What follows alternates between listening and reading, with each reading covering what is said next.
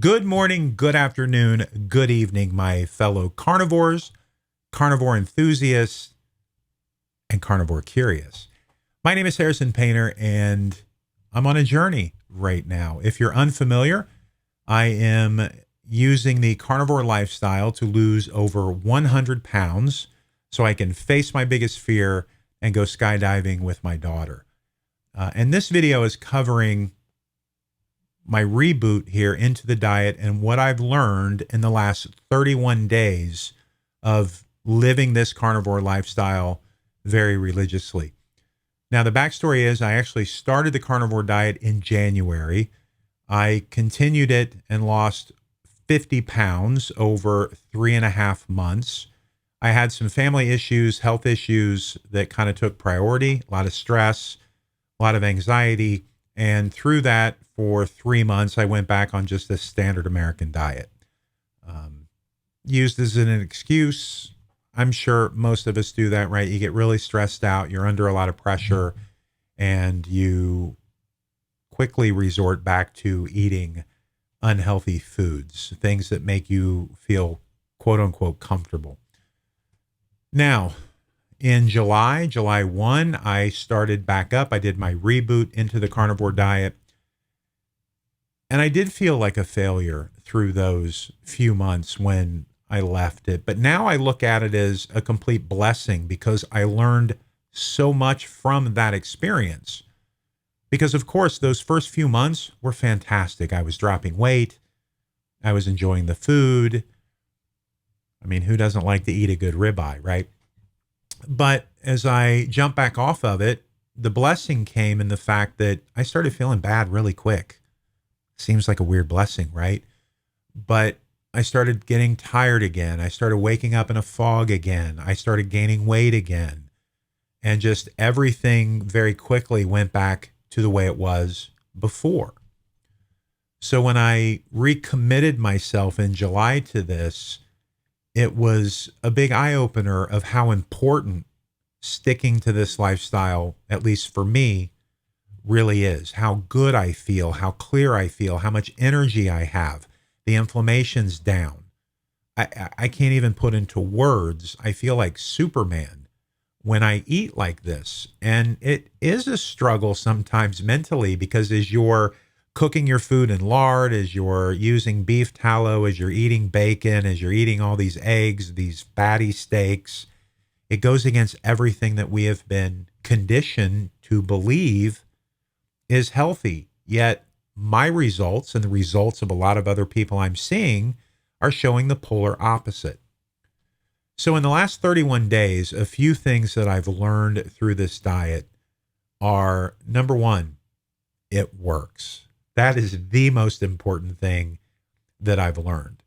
The second important thing I've learned is the importance of adding exercise into eating this way. Now, I do want to put a disclaimer to that because if you are very overweight, obese, just do it slow. Take your time. You don't have to run the Boston Marathon tomorrow to lose weight. Just walk to the end of the driveway. Walk around a small block. Just add a little bit to it every single day. If your goal ends up being to walk 3 miles, it doesn't matter if you walk that 3 miles in 8 hours or if you do it in 20 minutes. The fact is you walked 3 miles, you met a goal, you moved your body, you got everything rolling. So just don't put that extra pressure on yourself. Also, when you're starting, don't put the pressure of 3 miles. Just walk until you're uncomfortable, massively uncomfortable, right? Just walk until you just feel like you just can't do it anymore and try to improve on that a little bit each and every day. But the important thing is to wake up, set a time aside every day and just make sure that you're moving, that you're walking, that you have a little bit of forward progress every single day. And that walk to the end of the driveway, I promise you, will quickly become a 3-mile walk that you do very easily. Okay, now the other lesson I've learned is how much time it takes to plan your meals, eat correctly, do exercise. I'm an entrepreneur. I run my own business. So you feel like you work all the time. right? Your goal is to maintain productivity, to keep revenue coming in, to manage employees, to do all the things that you need to do. And your time becomes very valuable. But you fool yourself. I fooled myself, and I'm sure a lot of you out there do it as well. Yes, I have to put some extra time in deciding what foods I'm going to eat for this week, getting the right food in. I only eat grass-fed or pasteurized beef and pork and chicken and all those things. And I do. It takes me, sometimes an hour, sometimes 2 hours to get my walks in every single day. And initially, when I approached that, I thought, man, I don't have that kind of time. Who has that kind of time? I got a business to run. But the truth is, when I carve that time out, I'm actually more productive with the time I have left. I'm getting more done because I'm not tired. I'm focused. My brain is clear, and I just get things done. So let me break that myth, what I've learned. That's incredible. Now, to add to that, this is a big lesson.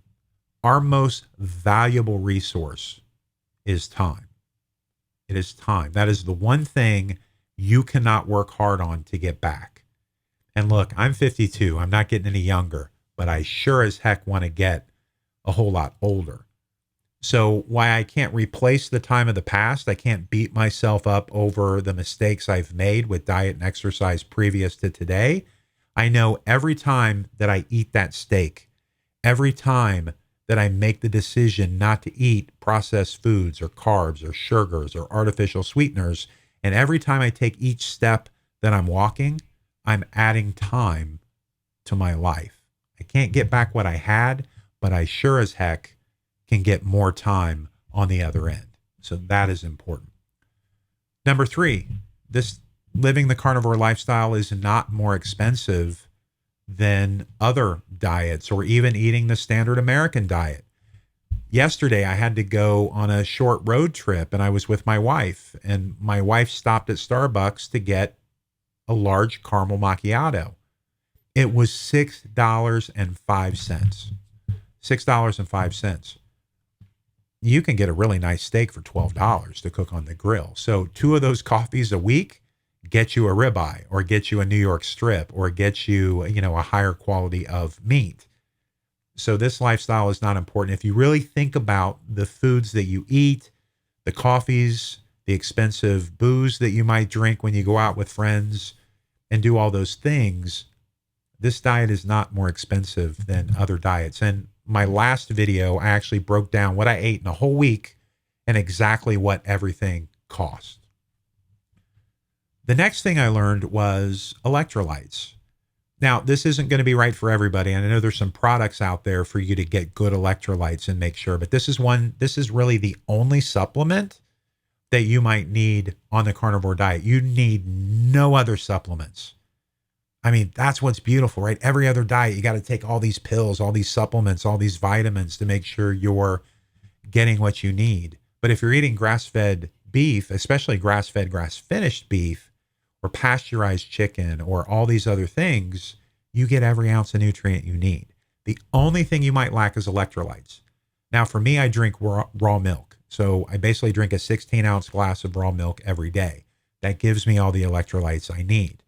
If for some reason you can't drink milk or don't have access to raw milk, there are some electrolyte packets out there. I know a lot of the other channels have a sponsor that's out there, so I'm sure you've seen them before, where you can get these electrolytes and get everything that you need.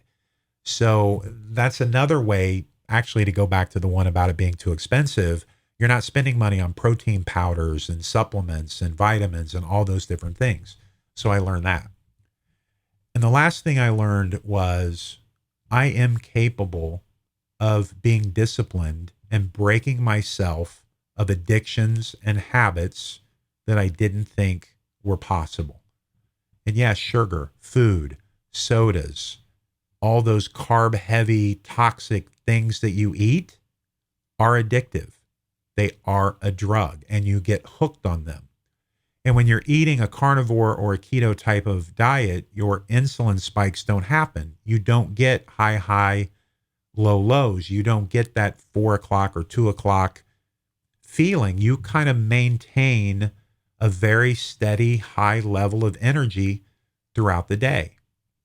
It's mind-blowing to me because I'm a guy that took a nap every single day, and my naps typically weren't 30 minutes. They might be an hour, 2 hours. Like I was just always exhausted. I woke up tired. It didn't matter if I slept 4 hours or 12 hours. I woke up exhausted. That doesn't happen anymore. I get up early. I'm focused. I'm ready to tackle the day. I'm ready to do what needs to be done to be productive. It's incredible. My relationship with my wife and kids are better because I have more energy. I can spend more time with them. When I am with them, I'm more present. So those are the things I've learned literally in just 31 days back on this diet. The lesson I learned from not succeeding for those 3 months and going back. And I'm happy to say that I'm back down to 53 pounds down now. So I lost the weight already in 31 days that I gained in those 3 months. I've lost another 3 pounds on top of it, and we are completely back on track to meeting our goal of getting to 235 pounds so I can skydive with my daughter. One last thing I want to leave you with, that scale and that number. I made a mistake maybe going into this, really promoting it as 235 to skydive. I'm still doing that because that's the goal, but the goal is to feel good, to feel better. And honestly, that number on the scale becomes a bit irrelevant because as long as you're waking up feeling fantastic, that weight will come off. But if you weigh yourself every day or even every week, it can get a little bit deflating. But you have to understand, especially if you're taking walks or exercising or riding your bike or going to the gym, look at your body composition because sometimes you might not lose any weight. Sometimes you might gain a couple pounds in a week. But as you lose fat, as your body composition changes, you might be gaining muscle. So don't let that scale fool you. Don't let it get you down. Don't let it own you. Focus on how you feel because that's what's most important. All right, well, I hope this video helped you. If so, please leave a comment, subscribe. I'm really going to be as authentic as possible in sharing this journey. I'm doing a lot of shorts, covering out my day, just having fun, sharing things that come to me, sharing what I'm eating. So make sure to check those out. And I would just love to build a great community and connect with each and every one of you. The focus of this is really just to inspire people to live more fulfilled lives, to feel better. I was fat. I was sick. I was exhausted. I know a lot of you out there are too. I was just tired of feeling that way. And I want to help be part of the solution instead of feeding into the problem. So thank you all so much. And as always, change your diet, change your life. Let's do this.